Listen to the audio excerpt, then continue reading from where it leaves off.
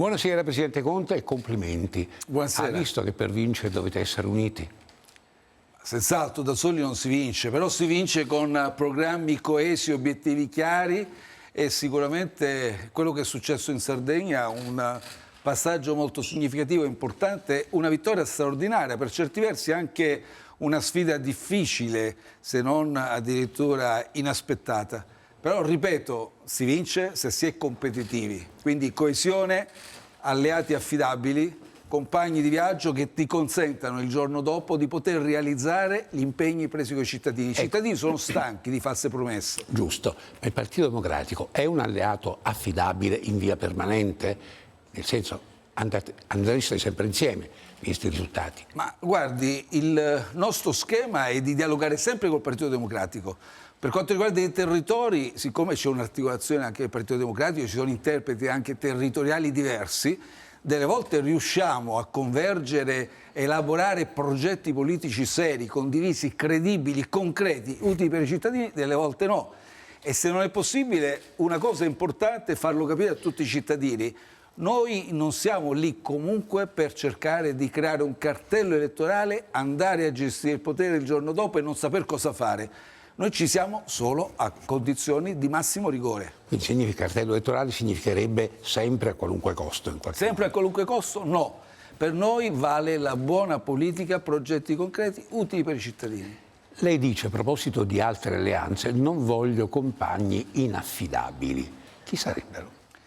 Chiunque abbia dato prova storica di essere inaffidabile e dia prova concreta tutti i giorni di concepire la politica a secondo del metodo della propria convenienza partitica o addirittura personale. E soprattutto non consentiremo mai, come Movimento 5 Stelle, una contaminazione tra politica e affari. Per noi sono cose separate. Lei ha fatto un identikit. Interpreti lei adesso a chi mi riferisco.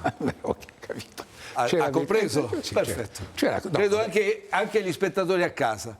Adesso bando alle chiacchiere, insomma, è chiaro che per esprimere una buona politica bisogna avere dei principi ideali che ci ispirano molto chiari e ovviamente essere conseguenti nell'azione politica quotidiana. Se invece si a destra, a sinistra, se ti metti a fare affari e pensi che la politica sia uno strumento per perseguire interessi di partito personali, con noi non puoi dialogare. Vabbè, ma io credo che Renzi non abbia l'unica idea di allearsi con voi, quindi insomma, il discorso non si pone. Allora siamo convinti in due. Ecco. Senta, mancano 3 anni e mezzo alle elezioni politiche. Può esistere una strategia unitaria dell'opposizione? Ma assolutamente sì. La stiamo già elaborando, coltivando giorno per giorno. Il progetto sul salario minimo legale è un primo progetto. Conflitto di interessi, la proposta di legge sul conflitto di interessi e sulla regolamentazione delle lobby è un secondo obiettivo su cui lavorare insieme. Poi ancora la riduzione del tempo di lavoro a parità salariale e poi sulla sanità. Sulla sanità noi stiamo andando verso il baratro, guardi, la sanità. Io sono preoccupatissimo, vengo dalla Sardegna dove credo una delle ragioni di questa svolta c'è proprio una sanità disastrata. I cittadini non possono attendere come in Sardegna 500 giorni per un esame diagnostico, 150 chilometri per un esame, una visita pediatrica specialistica. Però è quello che sta succedendo in tanti territori, anche qui nel resto dell'Italia. Non lo possiamo permettere. Però guardi, qualche giorno fa al suo posto c'era il Presidente del Consiglio che ha detto noi abbiamo aumentato oggi la spesa sanitaria di 3 miliardi. Sì. Sa cosa significa? Definanziare, perché con quei 3 miliardi il Presidente del Consiglio deve spiegare agli italiani che non ci copre neppure l'inflazione e gli aumenti dei costi di gestione. Quindi gli investimenti in sanità dovevano essere di gran lunga maggiori come abbiamo fatto in pandemia. Quindi quando dice ho messo 3 miliardi in più significa assolutamente definanziare, significa che dei cittadini non avranno mai una visita.